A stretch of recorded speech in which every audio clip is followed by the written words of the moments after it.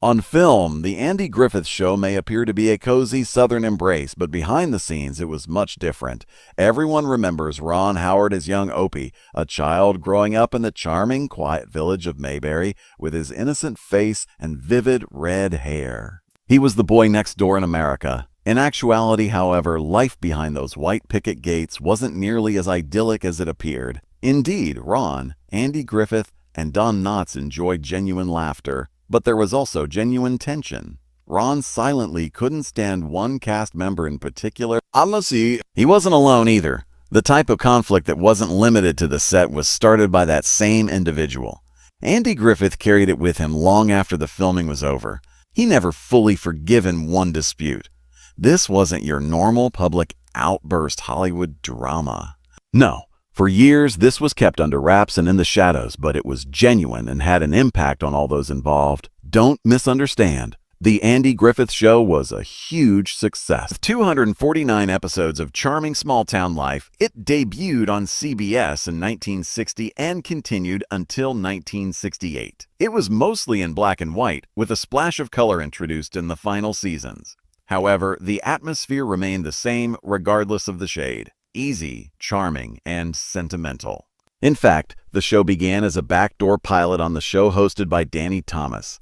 Andy Taylor, the quiet sheriff of Mayberry, North Carolina, and his small son Opie were the first people we encountered there. Despite not being actual, the village had the feel of a bygone era from the 1930s rather than the 1960s, and Andy Griffith enjoyed it just that way. He once remarked that it was of a bygone era that people adored, with the endearing, eccentric Barney Fife perfectly portrayed by Don Knotts. Vamp B, the Taylor family's kind and steady hand. Naturally, Opie is intelligent, trustworthy, and inquisitive. Viewers perceived them as family, yet off-camera, that family had problems. In actuality, people did not get along. Egos clashed. There were smoldering resentments, particularly one that went deep between Andy Griffith and a fellow cast member, even though everyone maintained their professionalism. For decades, it remained out of the public eye, but it never truly disappeared. All of that turbulence behind the scenes didn't halt the show. When it ended in '68, it actually went out on top of the Nielsen ratings, never falling lower eighth. That was only accomplished by two other TV series in history, Seinfeld and I Love Lucy. Oddly enough, despite carrying the show, Andy Griffith never received an Emmy for his performance. However, Aunt B's Frances Bavier and Don Knotts brought home 6 between them, and with good reason. They were both exceptionally intelligent. The show's legacy persisted after it ended because the spin-offs, including Gomapile, USMC, a 1986 reunion film, and Mayberry RFD, fans continued to celebrate annually at a festival in Andy's hometown of Mount Airy, North Carolina.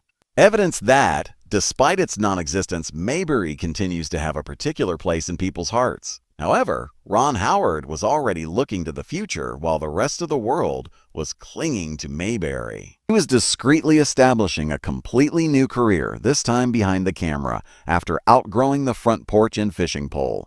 He was evolving into one of Hollywood's most renowned directors and was no longer just Opie. And that's what makes the Andy Griffith Show so funny. It gave people hope that there might be love and happiness in a wonderful little village.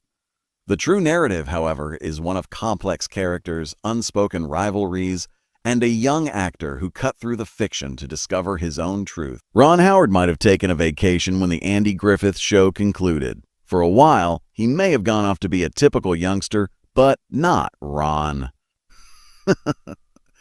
He was already well known, and rather than slowing down, he continued to go forward when most children were still learning how to ride a bike. Ron was America's favorite redhead youngster, Opie, before he became the acclaimed director that we all know today. However, Ron had already established himself in the entertainment industry before Mayberry called. March 1st was his birth date. 1954 in Duncan, Oklahoma, into a family where performing was the family business rather than merely a pastime. Rance Howard, his father, was a director, writer, and actor. As he entered the entertainment industry, he literally changed his name from Rance Beckenhout.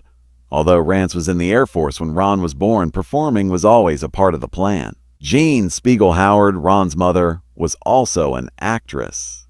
Therefore, it's safe to conclude that he was already in the spotlight. Ron was a natural fit for the wholesome characters he would grow up playing because of his rich pedigree, which included German, English, Scottish, Irish, and Dutch ancestry, as well as his iconic all-American appearance. His life was divided between studio lights and school lights from the beginning. In addition to receiving tutoring on set at locations such as Desilu Studios, he also attended Burbank's regular public schools during his free time. He later became a student at the School of Cinematic Arts at USC. Not too bad, but let's face it, the man was already well on his way at that point. Ron had already made appearances in TV series and films that most adult performers would only dream of by the time he was 5 years old. He made appearances in The Twilight Zone, Dennis the Menace, The DuPont Show, and Dobie Gillis's numerous loves after landing his first major motion picture part in The Journey. This child was more than just a lovely little face. He was incredibly talented, but the role that made all the difference. Opie was that person. He was cast as Andy Taylor's kid on the Andy Griffith Show in 1960. Suddenly, everyone was familiar with Ronnie Howard. He grew up right in front of America while playing Opie for all 8 seasons. Ron recalled his first day on set years later. He was only a child playing with a small toy turtle, but you would think there would be some sort of tense moment or magic happening behind the scenes. He thought it was kind of hilarious that he had to act like it was dead for a scenario. The Andy Griffith Show was all about that relaxed, carefree atmosphere. In the best way possible, it's straightforward, kind, and gentle. The sitcom never capitalized on the drama of the 1960s, although airing during a quite turbulent period in American history. It remained anchored in this tranquil, romanticized past. Mayberry felt like a place you wish truly existed, with Don Knotts playing the foolish but endearing Barney Fife, Frances Bavier as the generous Aunt Bee, and an entire town full of eccentric individuals. Although the show was nominated multiple times and Knott and Bavia won 6 acting Emmys between them, it did not win an Emmy for Best Comedy. Quite remarkable, isn't it? And Ron simply did not stop. He appeared on Happy Days, another TV classic, in 1974. You would think he would be done with sitcoms by now, but instead he jumped right into the part of the polished, stereotypically American youngster Richie Cunningham. It began as an American-style sketch about love. It blossomed into its own popular television show. Richie was the ideal counterpoint to Henry Winkler's Fonzie, the show's standout character. Although they were completely different from Richie, leather jacket, cool attitude, they had a genuine chemistry. Not only on the screen, but also off it. The fact that they were actually friends contributed to Happy Days' rise to fame. However, Ron had more in mind than just acting, even as Happy Days was being filmed. He was observing what went on behind the camera, how scenes were assembled, and how narratives were delivered.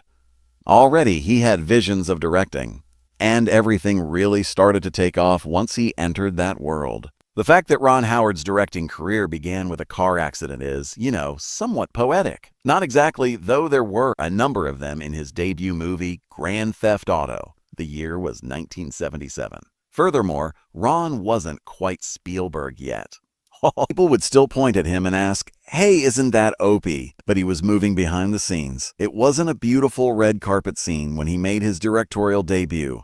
It was a part of a shrewd handshake agreement with Roger Corman, the renowned B-movie king. The compromise? Like a thol? If Corman allowed Ron to direct his own film, he would star in Eat My Dust, a quick and low-budget production. Ron concurred, because there's nothing more wholesome than crashing automobiles with your father. He co-wrote Grand Theft Auto with his father. Opie had suddenly and formally moved behind the camera. After that, he felt as though someone had set a fire beneath him. Ron began his career as a TV movie director for NBC in the late 1970s and early 1980s. Bette Davis, a movie great, starred in one of them, Skyward. Imagine Ron Howard, who is just in his 20s, directing one of the most recognizable and formidable actresses in Hollywood. Talk about a trial by fire, yet he managed to hold his own and show that he wasn't just a lucky child star. After that, Night Shift really took off in 1982. It was crazy, absurd, and flawless. Michael Keaton in his manic state, Shelley Long, and Henry Winkler, yes, the Fonz himself, were all featured in this comedy. That film not only demonstrated Ron's directing abilities, but also his expert ability to strike a balance between chaos and emotion. In 1984, Ron released Splash, a mermaid romance comedy starring Tom Hanks, Daryl Hannah, Eugene Levy, and John Candy, just as many were beginning to think, well, maybe he's got something here. It had romance, imagination, and gags about fish. What more is there to ask for? It was a box office success and demonstrated Ron Howard's versatility. Make you feel, make you laugh, and bring in Hollywood cash. It's quite remarkable when you consider it.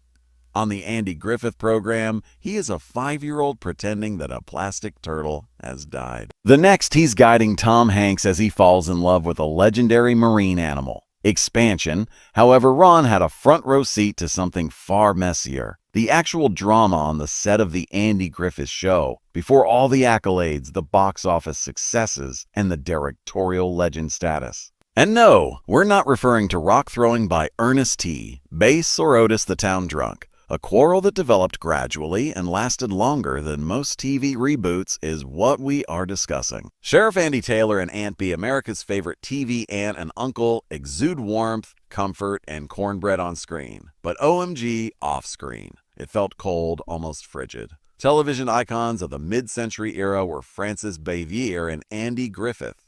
Warm, knowledgeable, and always prepared with a life lesson. Their characters made viewers feel like family. But those fuzzy feelings quickly vanished when the cameras stopped rolling. Frances and Andy didn't actually get along, as it turned out. Now it was more of a polite tension than a dramatic shouting match. Your coffee can freeze as a result. Frances was very secretive, took her work very seriously, and avoided backslaps in casual conversation. Conversely, Andy was gregarious, jovial, and enjoyed making jokes. In essence, he was all barbecue and she was all business. She was perceived as challenging by some, but it wasn't that easy. Frances had expectations. She didn't have much patience for things she thought were wrong because she took her profession seriously. Howard Maurice, the director and co-star, reportedly compared working with her to negotiating a landmine. You may receive a courteous nod or a tirade if you ask her to relocate a few inches for camera framing. Depending on the day, yes. It wasn't always sunshine and rainbows on sight. Even Ron Howard, who had nothing but respect for Andy Griffith, recalled, "The tale doesn't stop there, though." Years after the show's conclusion, Andy made a brave decision. In an attempt to make amends, he unexpectedly showed up at Frances Bavier's house. Sounds good, doesn't it? Frances, regrettably, didn't agree. Andy Griffith showing up on her porch likely felt more like a house invasion than a landmark occasion since she valued her privacy. It didn't work out. However, life has a humorous way of changing our viewpoint. Frances was fighting cancer in her final years. It might have been the solitude of retirement. Something softened in her, perhaps because of the mirror. Just a genuine dialogue without any makeup or scripting. She also expressed regret. She said to him, "I'm sorry we didn't get along better. I was to blame." Their lengthy, complex history came to an end with that one deed that had been planned for years.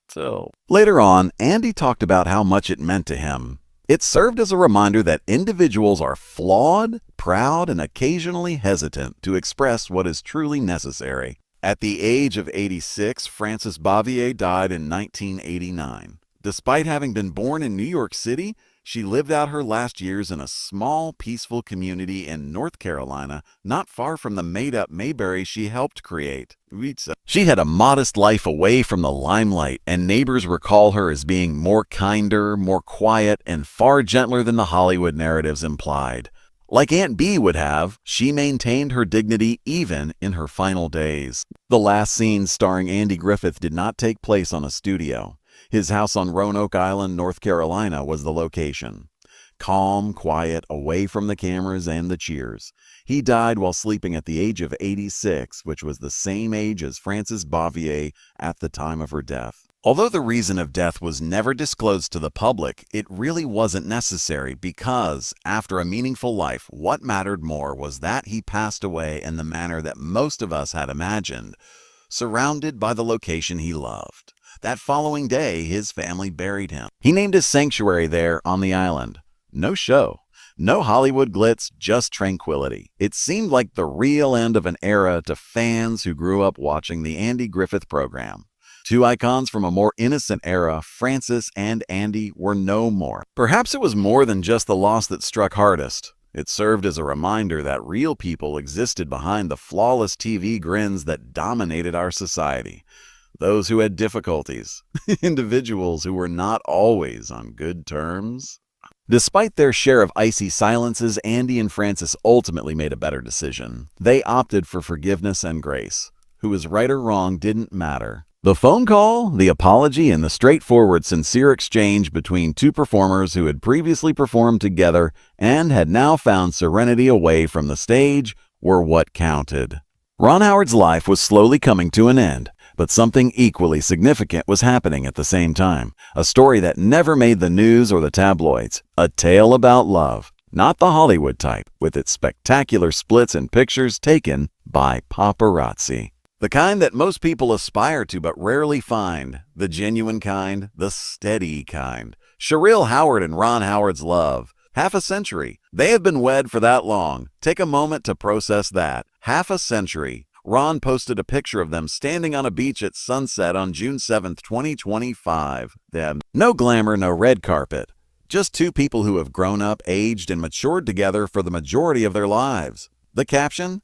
Honest Ron. I'm thankful for the ride, the family, and the memories. He went on to compare their love like a river. Sometimes calm, sometimes fast, but always on the go.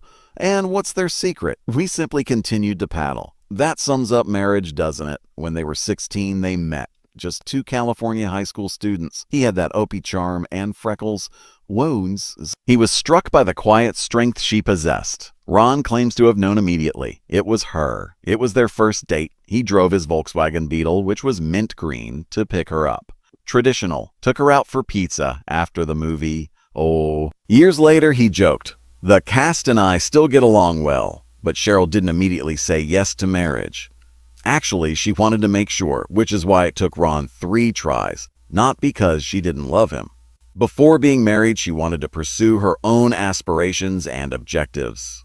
Because they were partners rather than merely spouses, Ron respected that, which may be why it worked. In 1975, they said, "I do." It might have been a frenzy while Happy Days was going off, but Cheryl was his rock. Since then, she has been the focal point of their family. Bryce Dallas Howard, their daughter, has described her mother as a natural power. Additionally, their other daughter Paige reportedly admitted that she became tearful when she tried to express how much they loved Cheryl.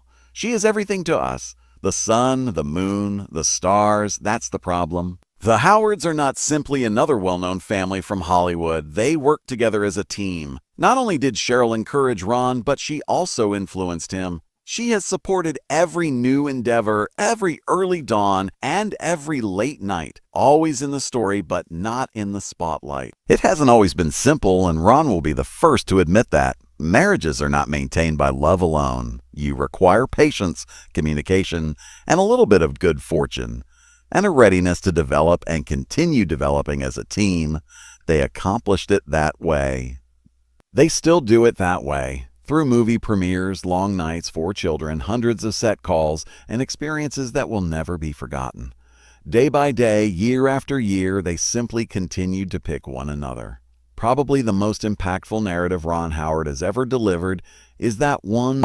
Ron chose not to participate in the customary anniversary celebrations in 2023. No extravagant presents or fancy dinner reservations. Rather, he accomplished something more significant. Yes, the identical mint green VW Beetle from their first date was the one he used to pick Cheryl up. Taking the scenic road, driving with the windows down, letting the breeze blow, and simply being. There's really no need for words. Only them, the road, and silent, consistent affection for 50 years. The type that doesn't seek attention. It simply appears each day. That kind of love, the kind that is developed in the midst of moments, is not always celebrated in Hollywood. However, Ron and Cheryl have experienced it fully and furiously. In many respects, Ron's career reflects the same calm fortitude.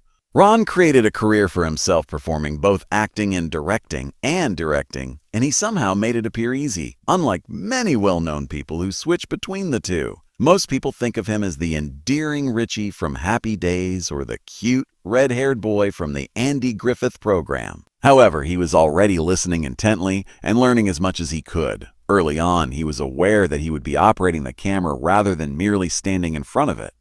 His late 1970s directing debut was a bit of a mess. Grand Theft Auto? It wasn't the video game, but it had a heart and was a fire starter. He worked for years to establish his reputation, occasionally facing criticism from others who questioned whether he had it. Ron played the long game, even though some of his early films didn't do as well as he had intended. The 2000s then arrived, bringing with them A Beautiful Mind and How the Grinch Stole Christmas. The latter, the John Nash story, was a watershed. Brilliant, tortured, and genius, it resonated with audiences. The movie won multiple Oscars. Howard left with the title of Best Director. It was his time. There was a catch, though, as with all wonderful tales. Parts of Nash's life were omitted from the film. Messy truths, hard parts. It was deemed dishonest by critics.